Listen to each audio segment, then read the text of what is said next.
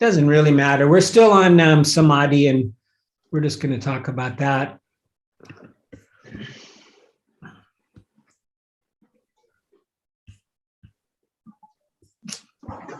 Oh, started streaming. And maybe talk a little bit about Thich Nhat Hanh. Hello, Denise. Welcome.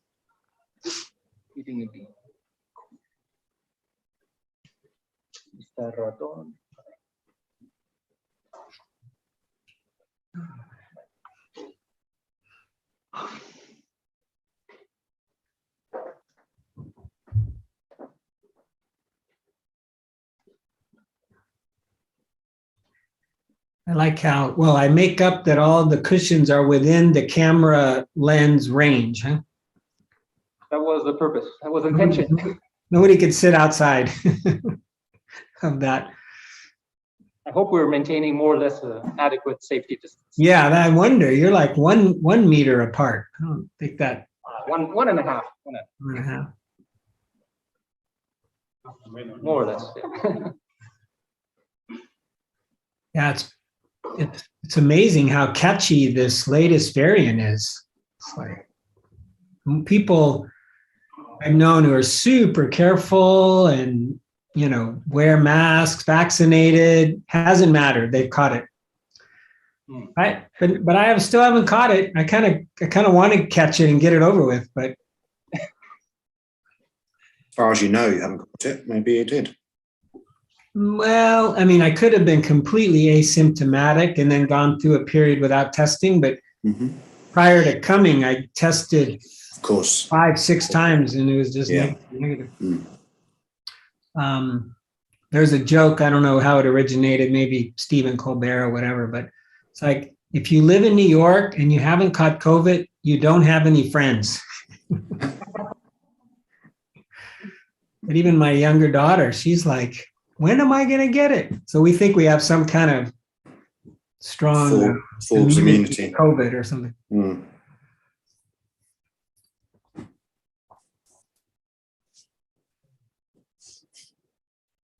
When your kids had it, Robert, did you get it? Yeah, we had it in the house. My son had it, and then we had a guest staying, and he caught it, but no one else got it. They isolated, you know, and the older person, my son hadn't had any vaccination at that time, but the other person, he's about 60, who was staying with us, he was a bit ill for a few days, actually. He felt quite well. He recovered fine. Okay. So we got some other people that I can't see for some reason, so I'm going to change to gallery view. So David, hello, very long time. Lara, Martina, yeah, welcome all. So I'm going to mute you guys that are not muted. Except maybe, I guess that's fine.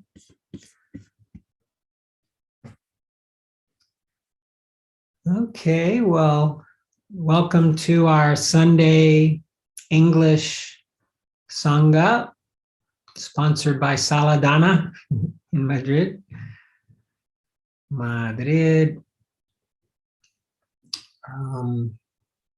Just for those of you who are maybe joining us after an absence for a few weeks, we have been following a theme of the 7 factors of awakening.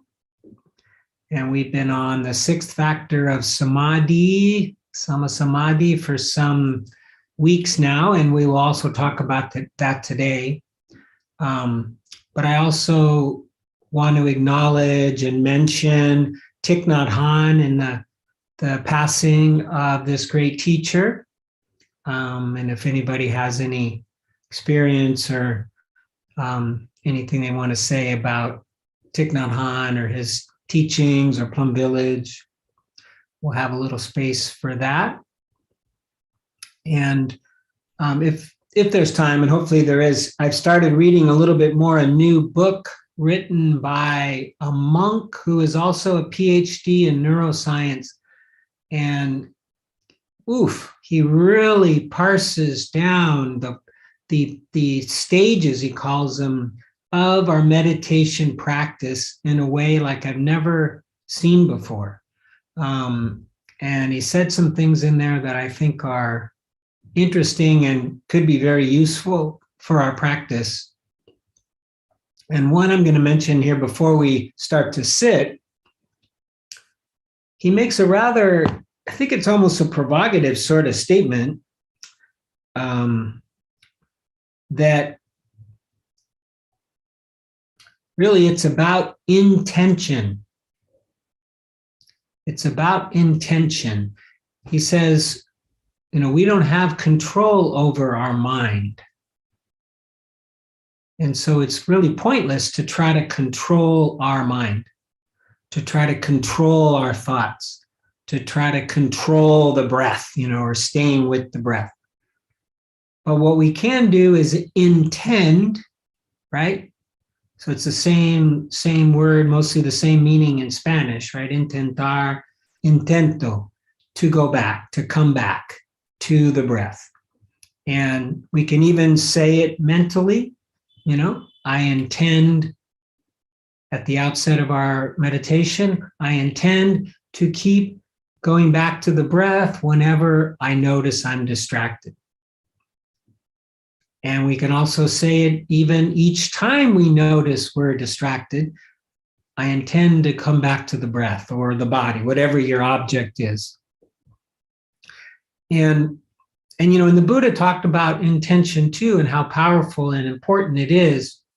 And that's probably the degree of our free will in Buddhism, is that we do have enough free will to intend, to want to do something, to hope to do something. And just, I guess, how we're made and how our brain is made, these intentions, the brain will try to follow it until it doesn't, right? Until it gets in and gets distracted. But he makes, let's see if I can find it real quickly, this one quote.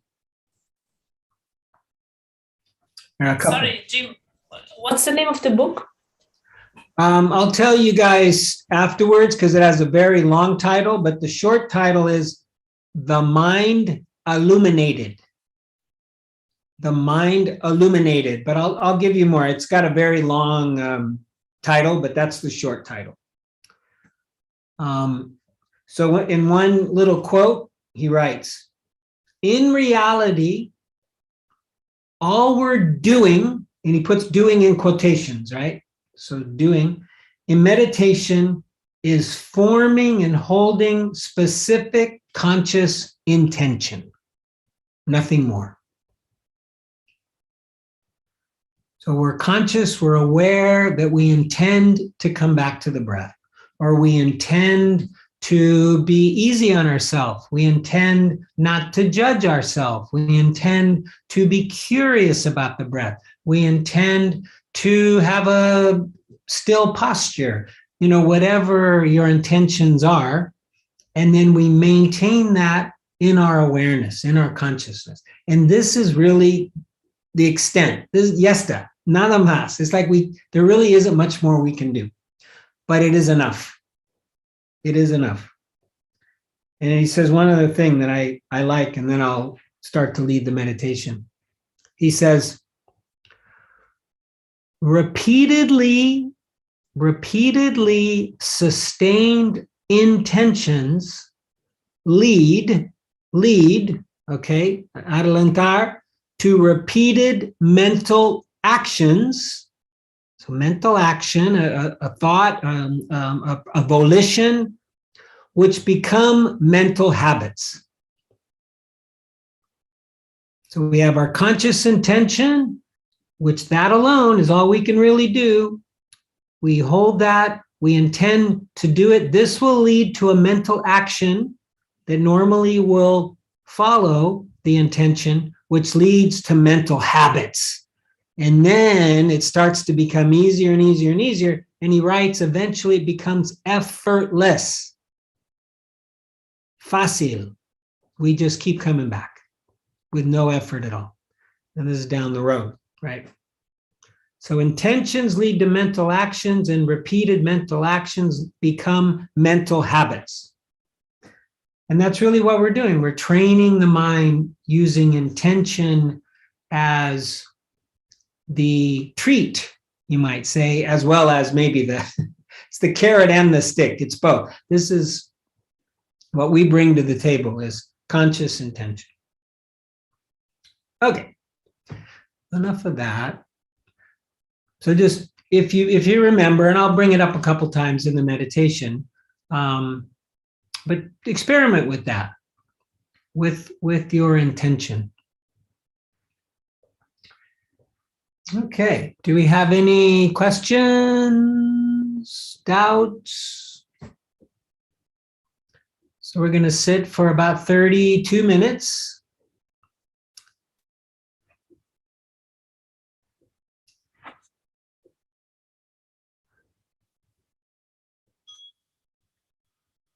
That's our starting bell.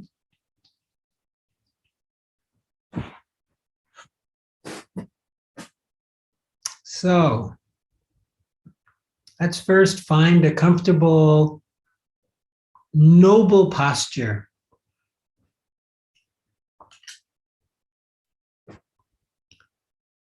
And again, as we spoke of last week, we experimented with maintaining a still or quiet, unmoving posture. And then being aware of the stillness of the posture as a means of quieting the mind.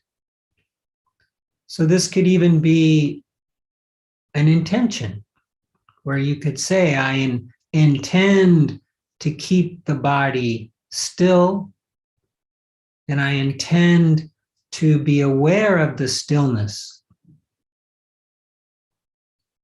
Let it almost be an object of your meditation, of your attention.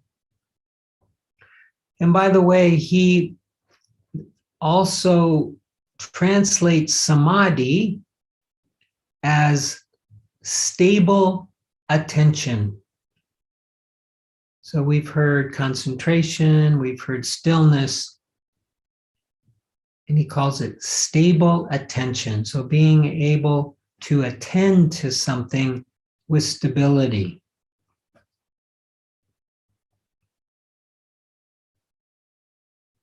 So back to the body, our still body. And if you need to move at first to find that good posture so you can hopefully maintain it for even 30 minutes if possible, you can do that. And so we drop into the body with our awareness, with our attention, feeling the body, experiencing the body, noticing whatever is present in the body.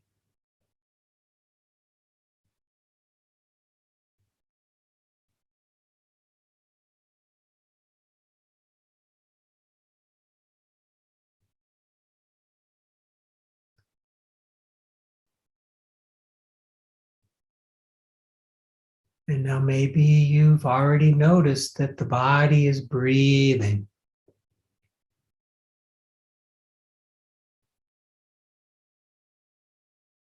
So it's not perfectly still because we have the movement of the body with the breath. So let's notice the breath.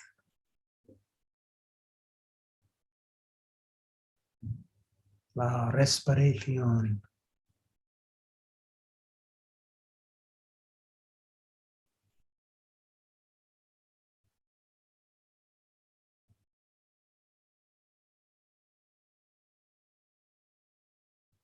So as we've talked about the Buddha's instructions around the breath were to notice if a breath is long, notice if a breath is short.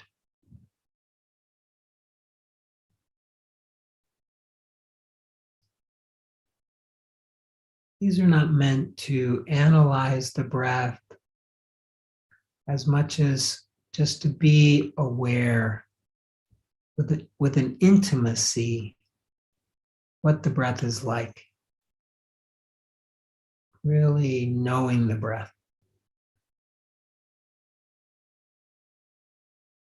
So you might consider picking a spot, a place where the breath is very easy to connect to, maybe even pleasant.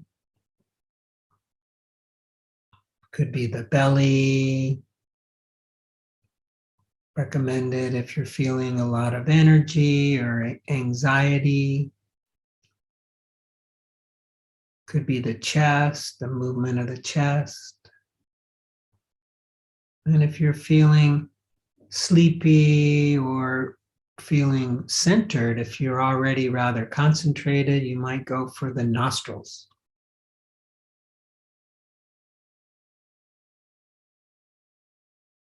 Pick your spot and try to stay with that spot.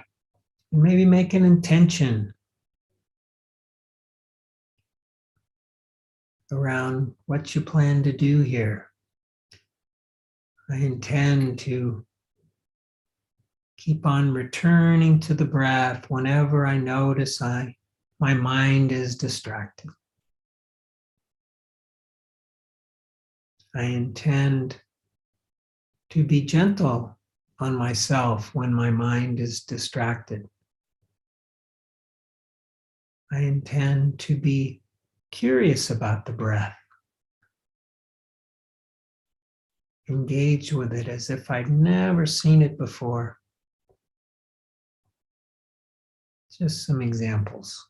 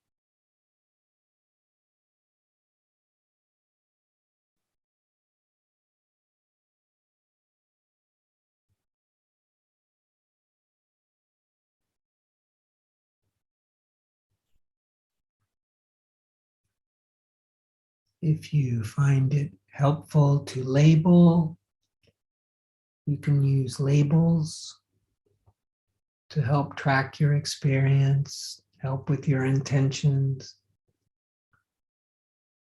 Breathing in, breathing out, breathing in, up, thinking, returning, breathing in, breathing out. You can use them as long as they help support your practice and let them go when they're no longer necessary.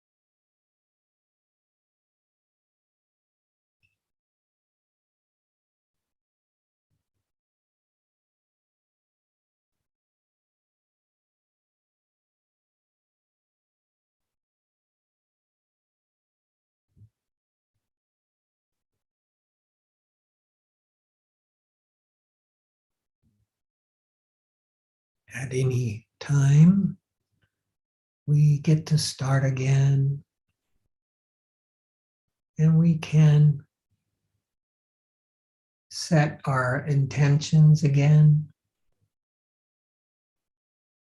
Remember, remind ourselves what they are.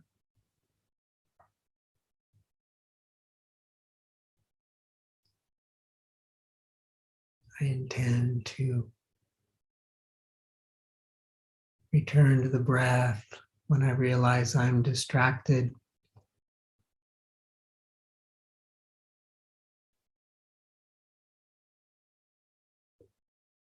Or I might make an intention to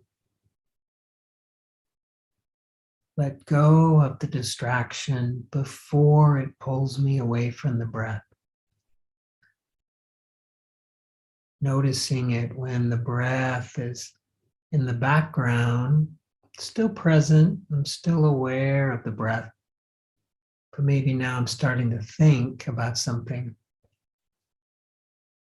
And rather than get on the thought train and leave the breath altogether, I intend to let go of that distraction and go back to the breath.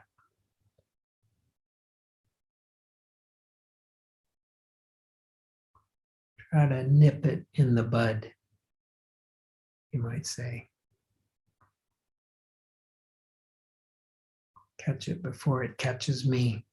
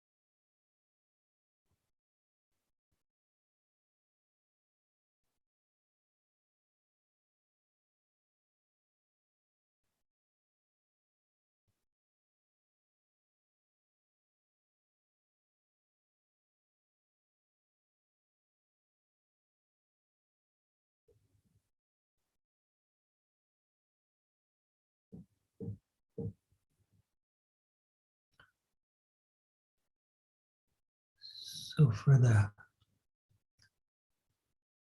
next 10 minutes or so, if you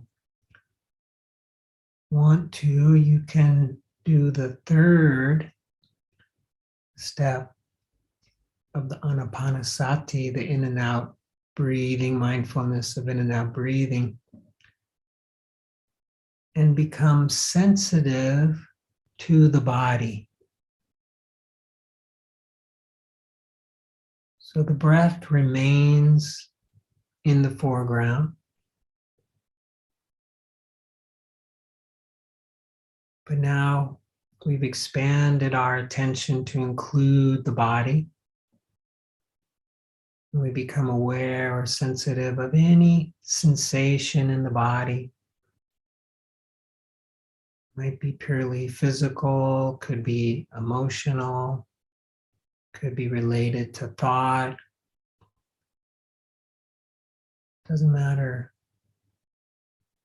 why or how, we just become sensitive to the sensations of the body while being mindful of breathing in and mindful of breathing out. It's almost like both are in the foreground, really. We're aware of both. While breathing in, we are sensitive to the body. While breathing out, we are sensitive to the body.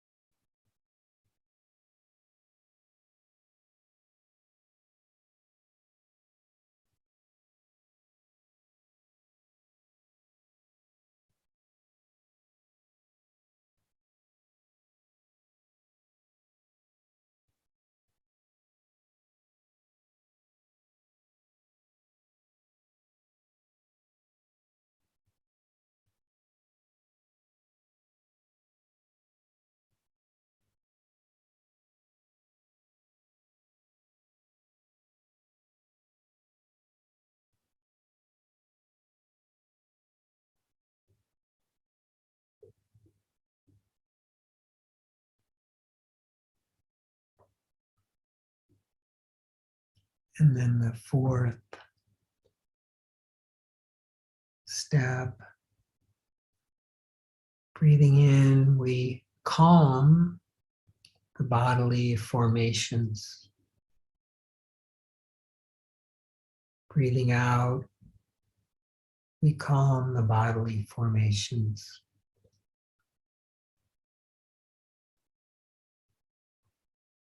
So you can imagine, intend to relax whatever body part, body sensation might be tense or want to move.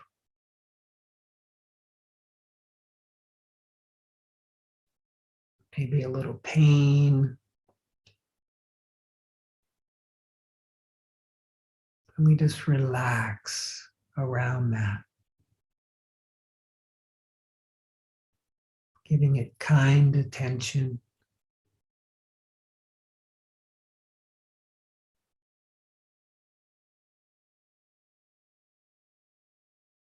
Keeping the body still, not moving, but just relaxing into the still, quiet posture.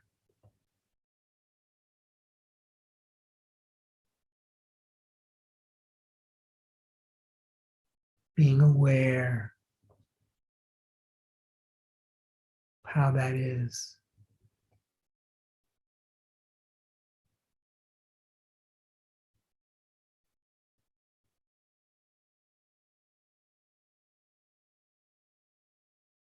Relaxing, letting go,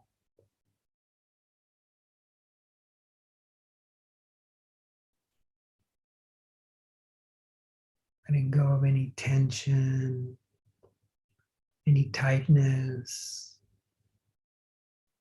any stress, contraction. Relax.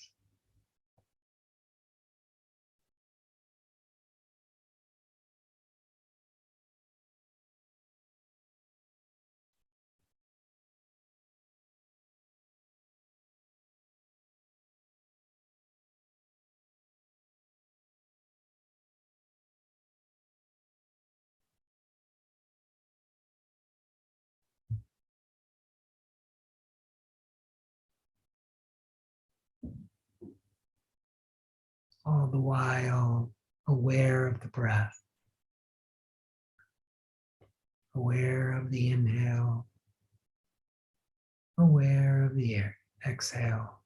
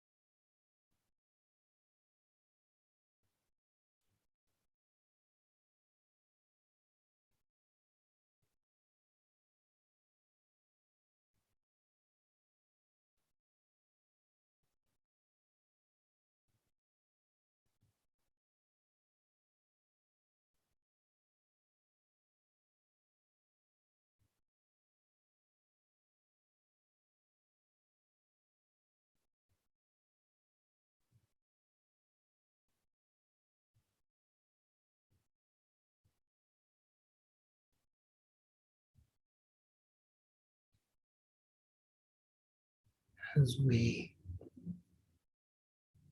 calm the bodily formations, aware of the breath.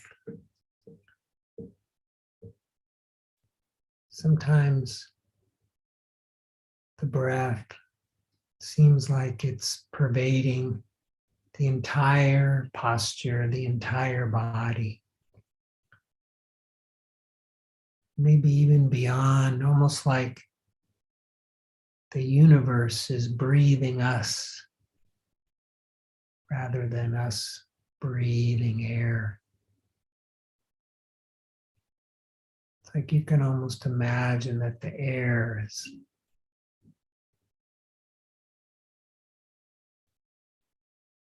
pushing in from the outside.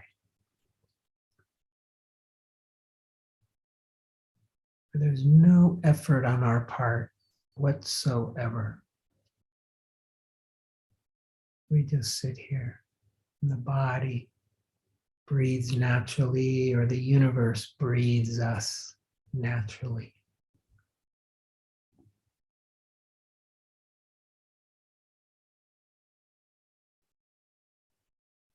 We just dissolve into this breathing, pulsating universe.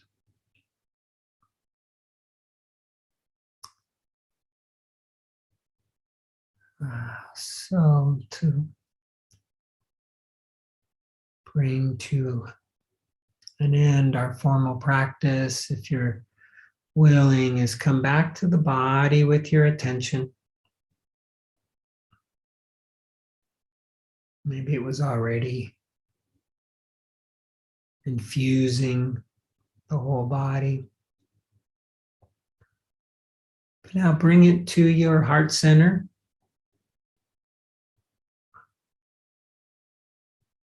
Where we can just acknowledge the goodness of our practice, thanking yourself for connecting with yourself, taking care of yourself in this way on this Sunday, and thanking those around you or on this Zoom call, YouTube. Thank them for their practice. And then extending out in all directions this gratitude, this goodwill, touching all of life.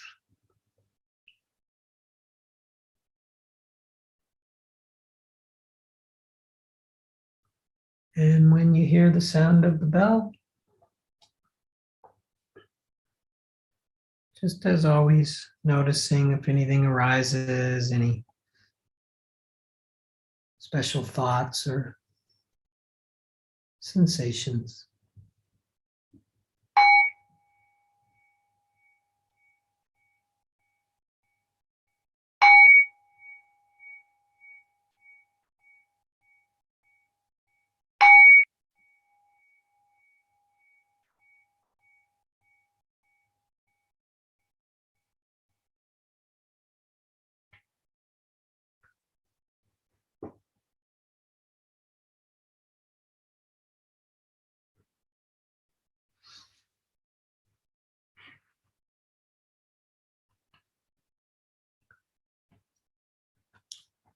We went 23 minutes actually, or 33 with extra. Well, thank you all very much for practicing with us. Very nice. I think I'm going to pin Saladana here so I can just see you guys a little more closely.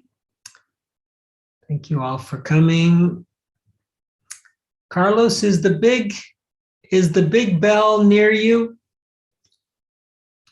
Okay, it's okay, just so long as it's visible. You can, well, if you want to put it near you, just so the people on Zoom can see it, I'd like them to see it because it's a special bell.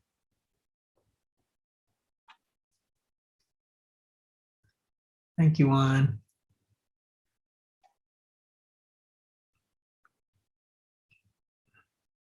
So this big bell comes via the Sangha Amanather group, which is connected to Plum Village in the Thich Nhat Hanh tradition. And do you have the stick there, Carlos? Can you just give it a nice tap, a little love tap there? Am I unmuted? Yeah, okay. Yeah, you're good.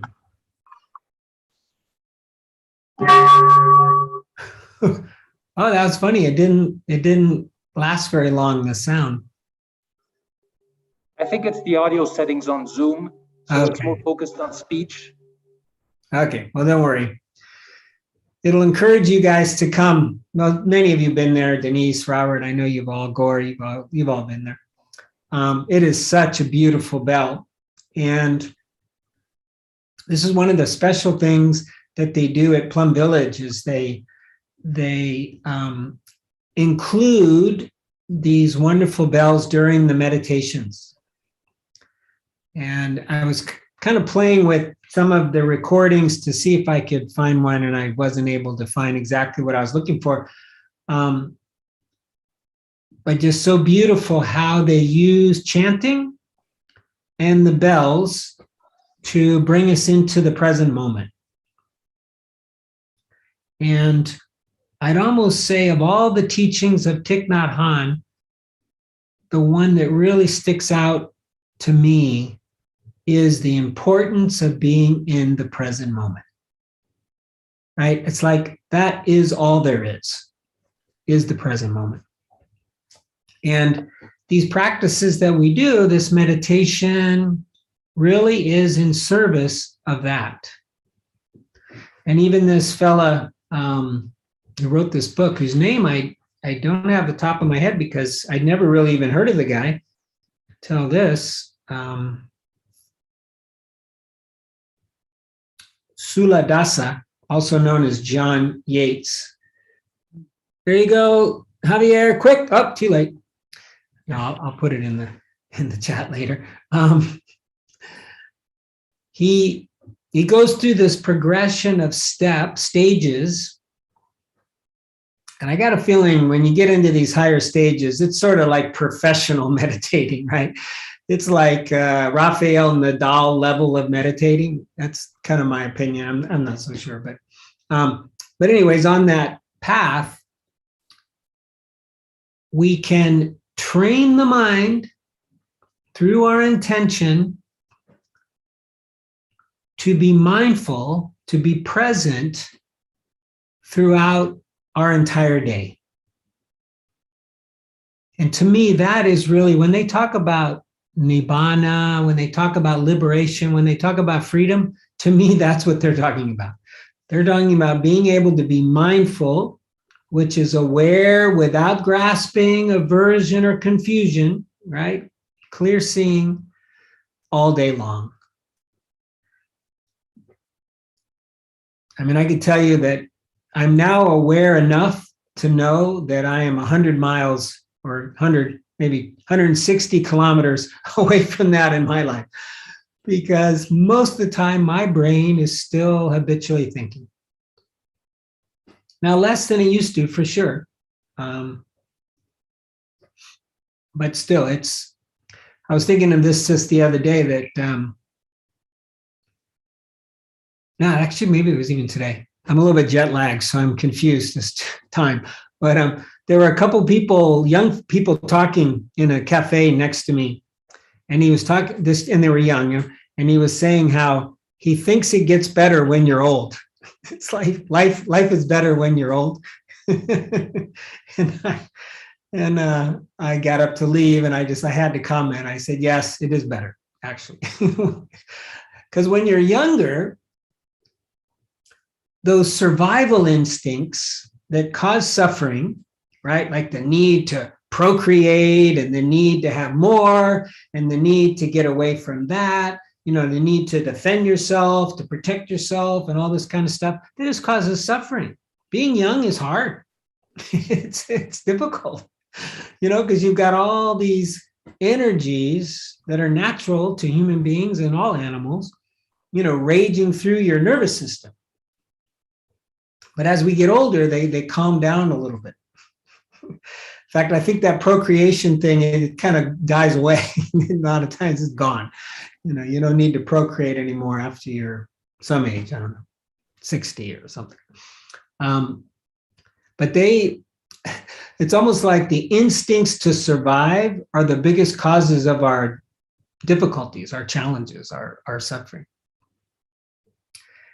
And the brain just being another organ, right? It really deserves no more weight, significance, or value than a liver or a kidney, or a heart or whatever. It's just another organ. It's part of being human. It's part of nature. I'll throw in a little quote from an email I got today.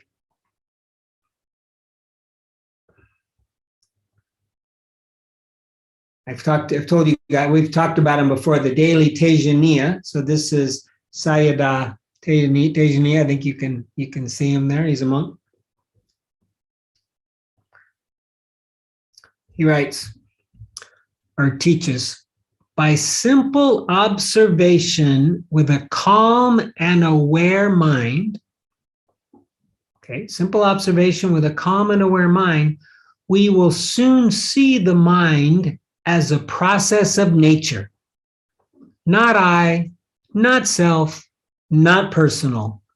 No one is there. It's just a process of nature. And this guy, I got all these props today, right? This guy, too late. He says that even if we kind of accept this at a conceptual level, that there's no self there, okay? That we are not the mind is not us, the mind is not ours even.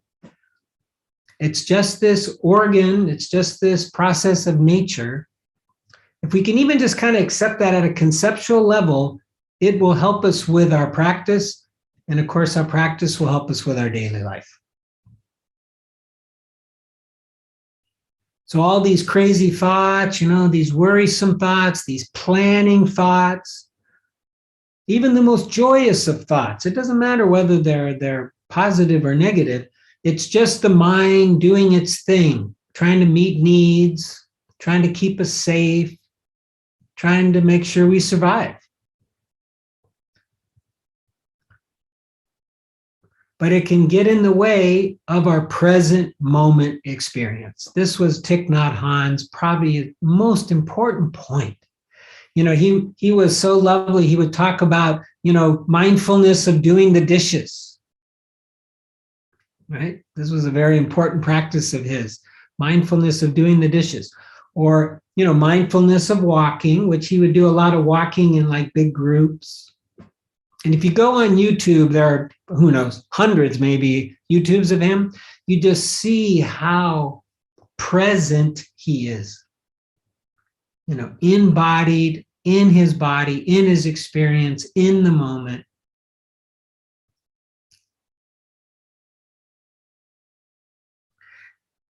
And again, referring back to Suladasa, was that his name? I'm going to get it. Culadasa. Yeah, Culadasa. And we talked about this over these last few weeks, that samadhi, concentration, you could call it stillness or stable attention, it will produce like a physical sensation and then a mental sensation of joy, of happiness, of contentment. And in the face of suffering, compassion. And in the face of success by a friend or family member, joy for them, sympathetic joy, we call it, mudita, right? These are natural expressions of a calm, stable mind.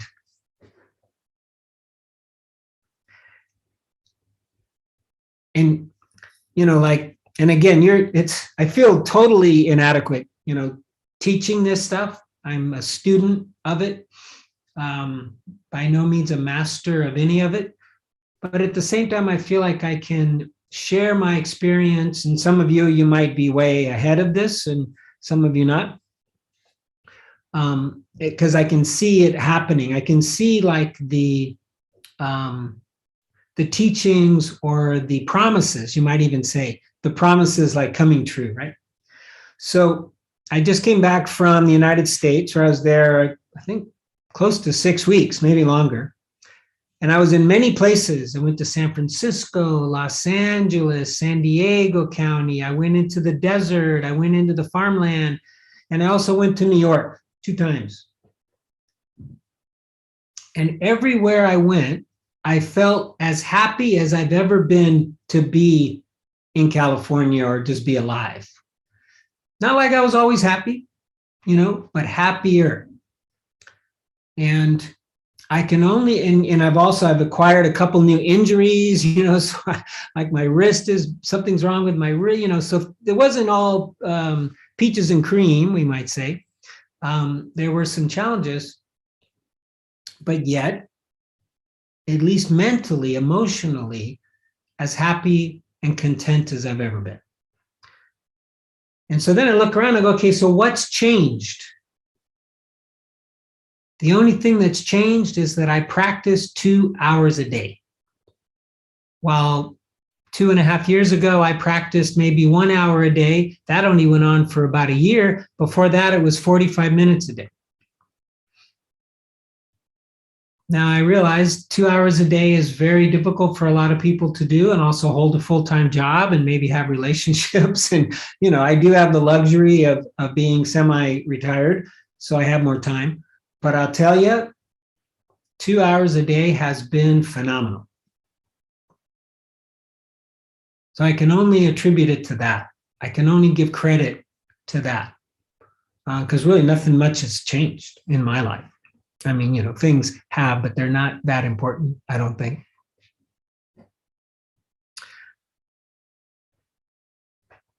I'm going to make one last pitch, and then maybe we'll stretch our legs, do a little walking meditation. So the pitch, the sales thing is, right? It's like if there was an ad,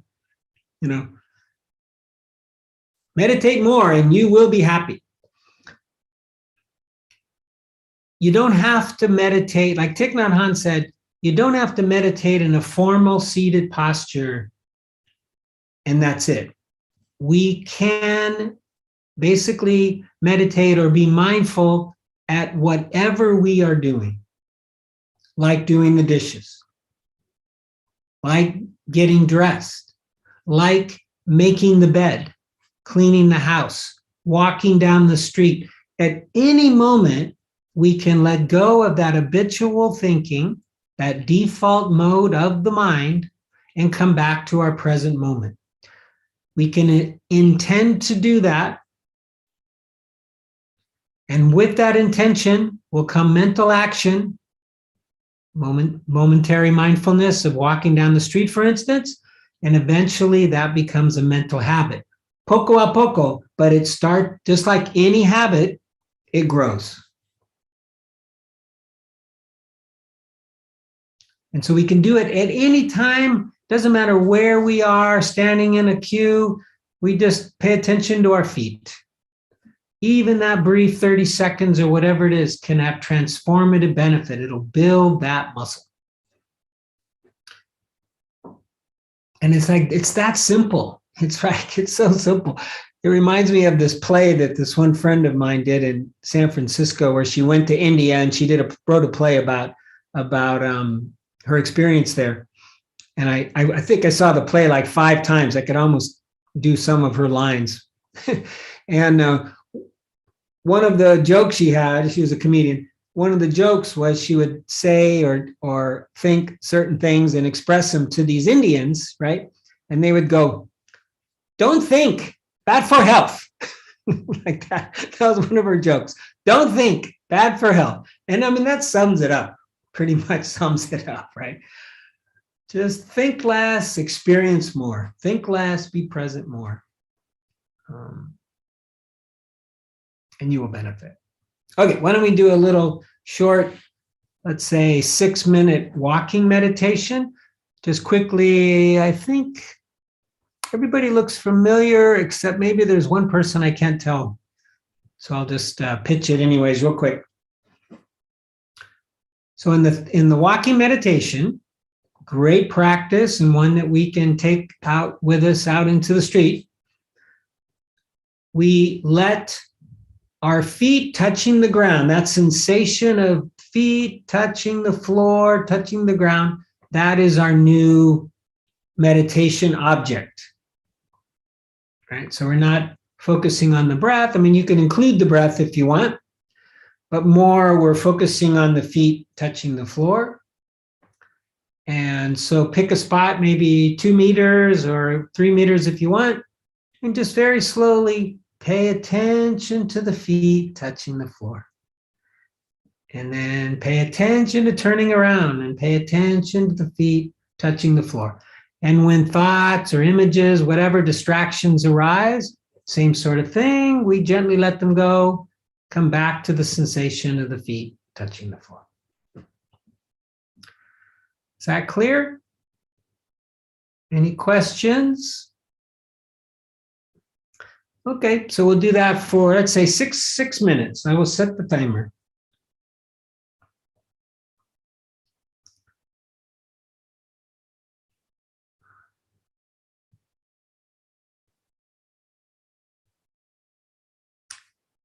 Here we go. I'm going to do it too. I can get up. Oh.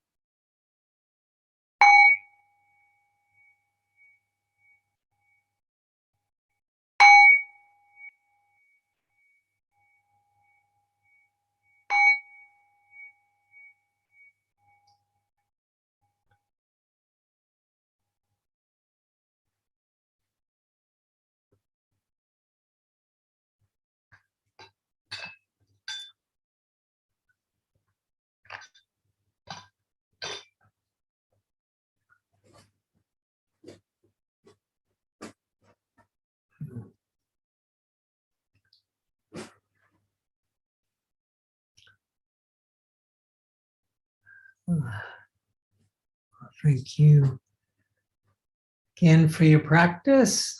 Thank you for coming back, which is really all we can probably do for or until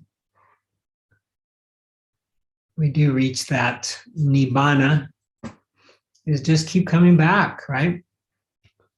And I know how kind of frustrating that also can be sometimes, we got to keep coming back. Why can't we just stay? Why can't we just stay with the breath? Or why can't we just stay with our present moment experience?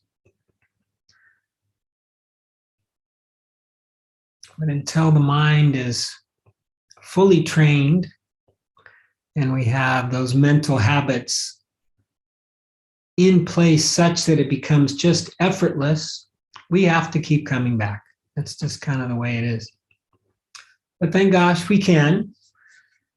And at any moment, doesn't matter. I mean, we could sit during our Sunday meditation and think for 30 minutes nonstop, and then come to the breath, come to the present moment.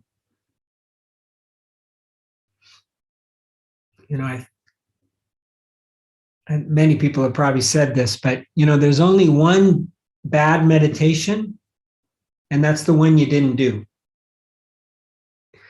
If you didn't meditate, that's a bad one.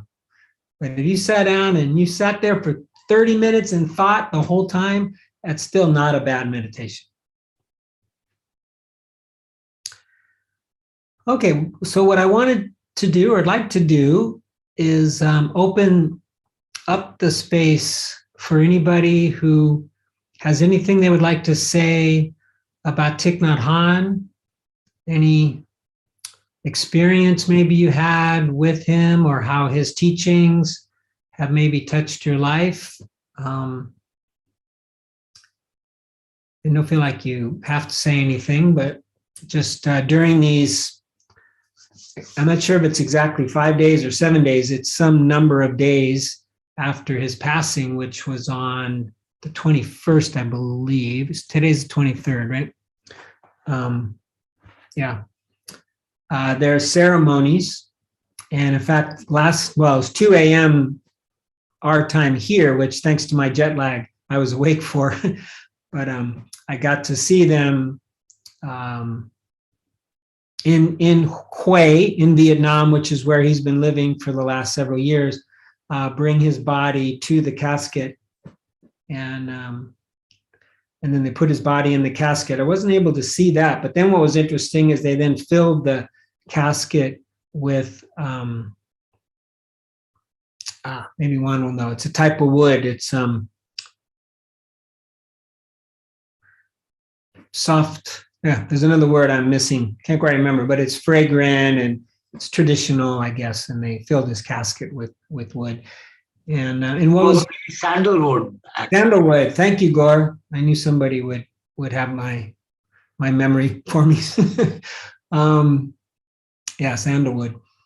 And what was interesting is that Vietnam has been one of the most strict countries in terms of COVID confinamientos and shutdowns, and they allowed them to have this very well attended, crowded even, ceremony, and are allowing them to have. And so people even from other traditions throughout Vietnam are there in Hue at this monastery where Thich Nhat Hanh first was a monk. He passed at 95, and I think he had entered that monastery when he was maybe late teen or say 20, so 75 years ago.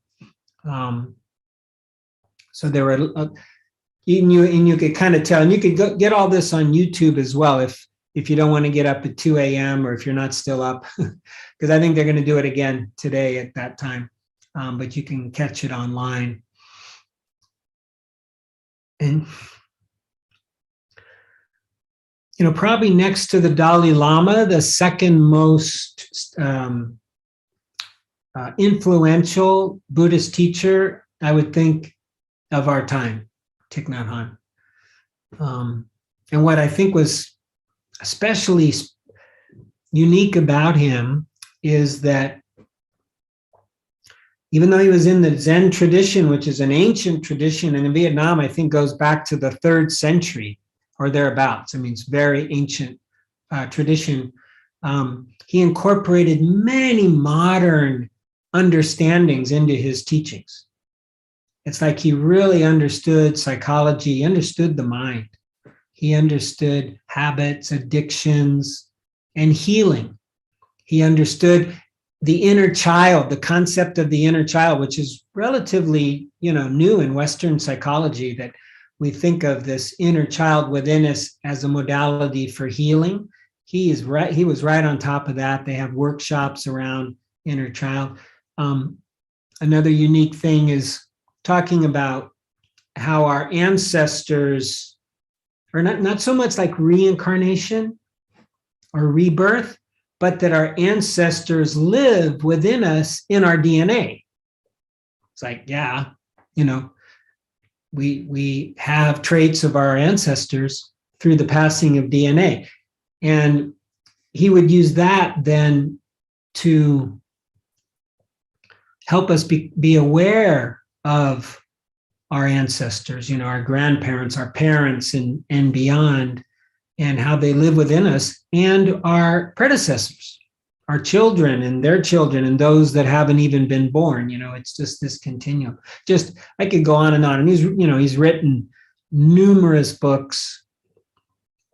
He was just a very energetic, prolific, wise human being, and a monk, his entire adult life. Is there anybody who has something, an experience with Thai, as we often call them, because in Vietnamese, the word teacher is Thai. So he's often just called as teacher.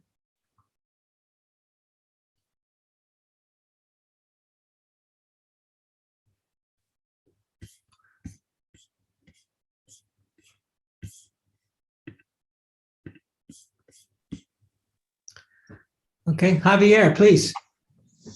Yes, I don't have the privilege to see Thich Nhat Hanh in life. One time I was near to see him because I was in Barcelona doing a workshop of massage, and during this time he was doing a meditation, a walking meditation in the city. But finally I couldn't go to the meeting because I was in the massage, in the course. But I like her teachings. The meditations of Thai help to me lot of times because are very simple, very effective. See, I don't know the word, but they were good for me. Breathing in and breathing out, and calm and relax, very easy. And sometimes I did in the metro, on the and I am very grateful to see in my life a being who I think is illuminate or near illuminate, no? Mm-hmm. Because I read a lot about Ramana Maharshi or Sivananda, but I didn't see them, and I could see life Thich Nhat Hanh, no? Yeah. Yes. Yeah. And I want to share that you are speaking before about the present, and for me, the difficult of to be present sometimes is because sometimes the feelings, the emotions are very intense, and then I go to the things, to the to the thinking, because I don't want to feel the emotion. I have fears, or I escape to the head, and also I sometimes I feel pain in my body and I can't feel, and I go to head. I think is for me is a big problem to be present. Yes. Thank you. Well, thank you, Javier. First, to comment on what you said about Thich Nhat Hanh. Yeah, I think even before I came to Madrid, I think he had done walks through Madrid with groups. And that reminded me that he was also an activist. He was an activist for peace. And in fact, going back even to the 1960s, he was nominated for a Nobel Peace Prize by Martin Luther King Jr. And in fact, one of the most famous pictures of him is with Martin Luther King Jr. in the 1960s. And he was nominated for his activism in his attempt to stop the war in Vietnam, of which the US, as you know, was very involved in that war. So yeah, I mean, you actually got closer to him, Javier, than I did, even just being in the same city or building, because unfortunately, as soon as I arrived to Spain, and my plan was to ride a bicycle to Plum Village from Madrid, and before I had a chance to actualize that plan, he got sick. He had this stroke, and so I didn't go until after he'd already left to go to Asia, because the weather, it was the reason he went back to Asia really at first was because the weather in France was too cold for Indian. He was sick and frail. So he went to first Vietnam, and then I think he got kicked out of Vietnam for a while, and then he went to Thailand, and then he went back to Vietnam. Now, as for your second comment, yes, absolutely. That is the standard default thing that we do. We have trouble being with our present moment experience. So we check out, or we think, or, mostly it's thinking. And that is absolutely normal. And this is what we do. Now, even with emotional pain, in fact, maybe especially with emotional pain, if we keep coming back to it and feeling it, we can start to heal it. To heal it, you got to feel it. This is, it sounds like a cliche, but it is true. Now, if it's really overwhelming feeling, if there's lots of trauma in there, if there's some stuff that can be overwhelming, then you don't want to just dive right into the middle of it. You got to do it slowly, poco a poco, maybe just go around it and keep feeling. And we just keep coming back and feeling it. And you get, I often say this, and who knows whether it has any validity or not, but we get 2 for 1. The mindfulness attention, the kind awareness, will help dissolve a lot of that toxic energy. And while we're doing that, we're not thinking. So we're not contributing to it. We're not adding to it. We're not making it worse. So we've stopped the thinking, which really is not helpful at all. It might seem like a distraction, but it can just produce more toxic energy. And we're dissolving it with our kind awareness. Now with physical pain, like I have this issue with my face, which now it looks like it might be nerve damage, so maybe something that can't be repaired. And I see it. If I start thinking, I don't even notice it's there. nothing. But as soon as I pay attention, voila, there it is again. It's there. Can't get away from it. But if I think, I don't notice it. So it's real clear how good a distraction thinking can be, right? It's like it just shuts, like right now, I don't notice it. I'm talking. But as soon as I have a slight intention to be conscious with it, then I feel it. Now, by paying attention to it and not pushing it away, I can be with it and achieve as much contentment and calm and feliz as my heart desires. It doesn't have to be a problem. It doesn't have to be an obstacle. The problem is when I don't want it to be there. That's the problem. When I try to push it away.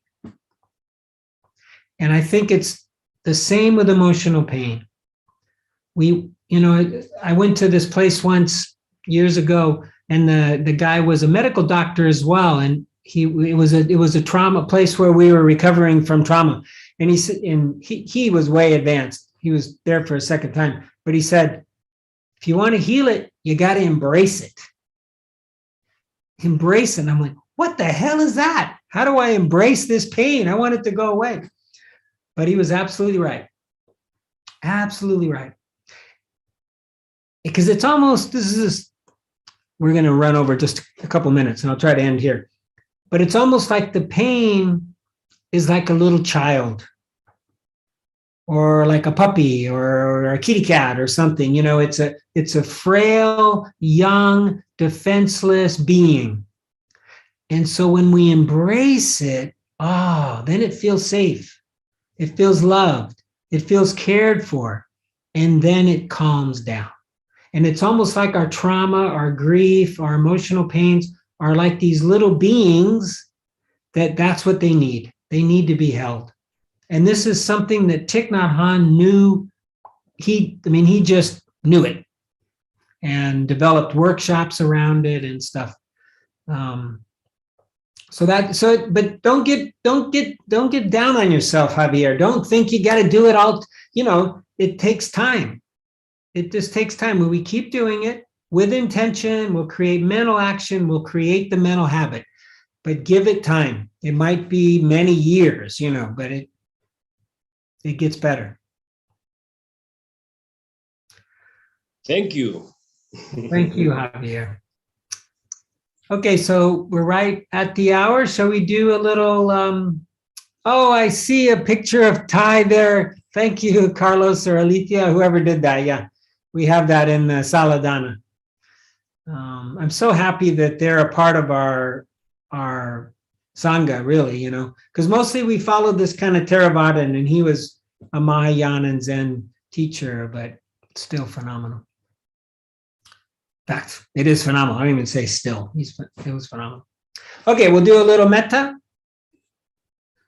So for those of you who might not be aware of metta, which is the Pali word for like goodwill, or translated somewhat recently by Sharon Salzberg as loving kindness. Some of them say kindness or goodwill. And so in this one, we use phrases that we offer to ourselves and others. And I'll offer up 4 phrases, and you can repeat them to yourself, all the while, being present with your experience, with your body's experience, with the experience of feelings, thought, hearing.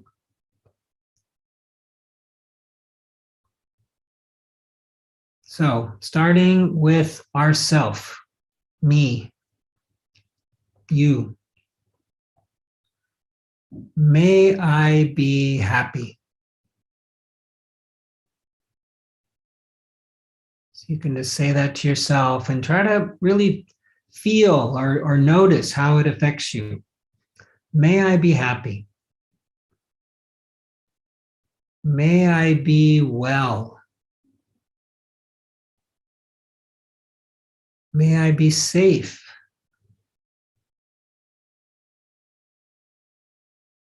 And may I live with ease.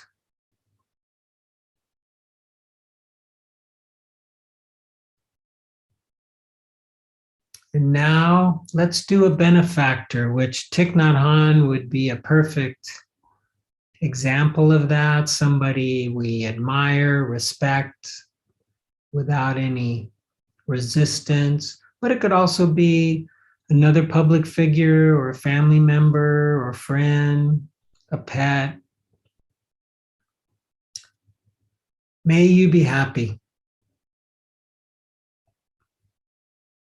May you be well. May you be safe. May you live with ease.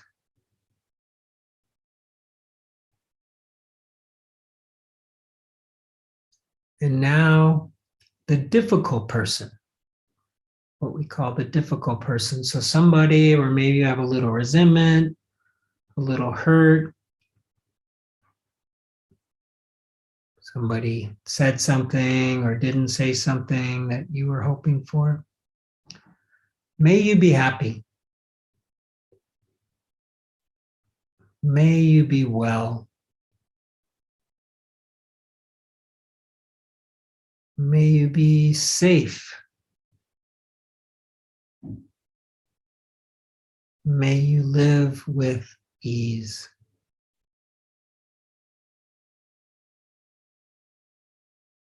And now all beings in all directions, without exception, those with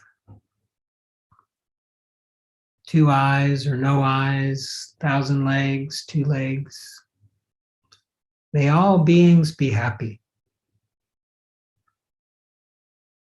May all beings be well. May all beings be safe. May all beings live with ease.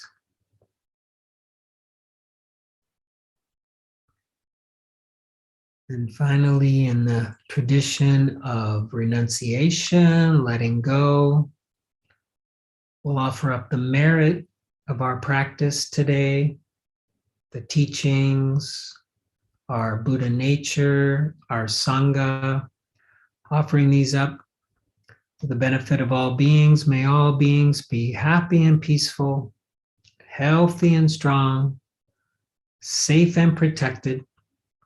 May all beings be free from suffering and the causes of suffering, free from war and violence, discrimination, racism, and free from coronavirus. And may all beings find their teacher, find their guru, their Thai, to lead them to the path, and find their path to lead them to the end of their suffering. May all beings be free.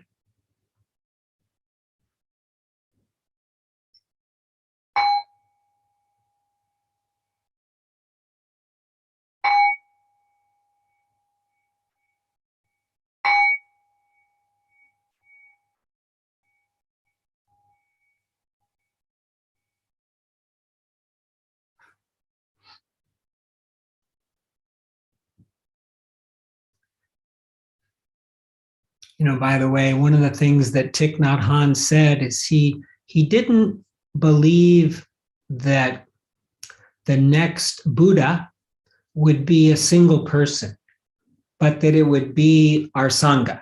It would be Sangha. It would be the collective.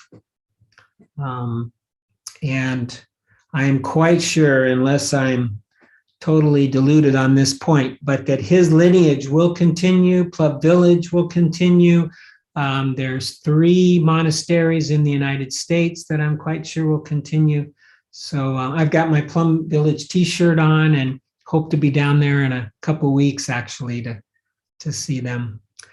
So just a last thing about Donna. And I thought I would talk a little bit. I'm going to say something. I know we're a little bit over time, so hopefully it won't be a problem. But I want to explain a little bit differently about Donna. which is the word that means in Pali and in Sanskrit, I believe, generosity or giving. And this is Saladana, as those of you who don't know, is named after that because our intention there is to practice generosity, to offer all of our sessions there free of charge from our heart, and to make that space available. We at the Dhanasati Foundation make it available for the teachers and the teachers to the students, right? Without any charge. Now, you guys can also practice generosity, right? And this is kind of the idea. The idea is that we practice, cultivate generosity, and hopefully you will also, much like you're cultivating mindfulness when you sit, you will also cultivate generosity. So you can do it in a couple ways. You can do it through service. So it's like if you're in the hall, you can help clean it up, make sure it's nice and tidy, make sure that, you know, it's in good working order. And you can also help online. We've had people help with the website and so forth. It's been, and Nacho, who I think is in the room, he's helped in so many different ways. And then you can also leave a financial donation. Now, the idea that I had around the financial donation is if you make a financial donation, be present with your body. Does it feel generous? Does it feel like you're practicing generosity? Or, and I don't know if this is a word, but I'm going to make it up. Or are you practicing, let's see, I don't even know if I could say it. Rats, I forgot the word. It's like stingy, but in Spanish. What is the Spanish word for stingy? Starts with T. Tacaño? Tacaño. If you're practicing tacañoso, I don't know if that's a word, but I just made it up. Tacañoso. Is it like €1? You know, how does that feel in the body? Does that feel generous or does it feel a little tacañoso, stingy, right? Because the idea is to practice generosity. Because like mindfulness, I can assure you that this is a practice that only feels better. The more we do it, the better it feels, the easier it comes. It builds its own mental habit. And imagine how life would be if generosity ruled the day rather than greed, right? And yes, I realize that 99.9% of the people out there are probably practicing greed, but we have to start somewhere. That's what Thich Nhat Hanh said, right? We start with our collective, with our community, and we practice these things like generosity. So just kind of a way to, you know, how is it feeling in the body? Now, of course, if you like have no money, then obviously even 10 centimos could feel like generosity, and that's absolutely fine. But just maybe kind of a rule of thumb. How does this feel? And like I can tell you, you know, they've already called me the Thich Nhat Hanh people, the Plum Village people, and they want to talk to me, and I know what they want to talk about. And so it's going to be interesting to see how big a check I write. We'll find out. I'm already feeling like it's going to be a hell of a lot more than I've ever done. But I'm sure they need the money. They've got debts right up to their nostrils. Anyways, not debts, but obligations, a better word. Okay, I'm saying a lot of stuff, and I know it's actually being recorded, so somebody might see it. All right. Anyways, that's it. Some of you guys go out to dinner afterwards. I hope you do that. They're in Madrid, and feel free if you're on Zoom to, or even in the hall, if you want to unmute yourself and wish everybody just to say thank you. Thanks, Jim, and have a good week, everybody who's there. Thank you, Bob. Thank you, everybody. Denise, David, Javier, Gore, Lara, Emilio, and Martina, and everybody in Saladana. Thank you so much for coming. Thank you. Thanks. Thank you. Thank you. Bye. Thank you. Good to see you, Carlos. I'm glad you recovered from your booster, and Alicia. Hi, Martina.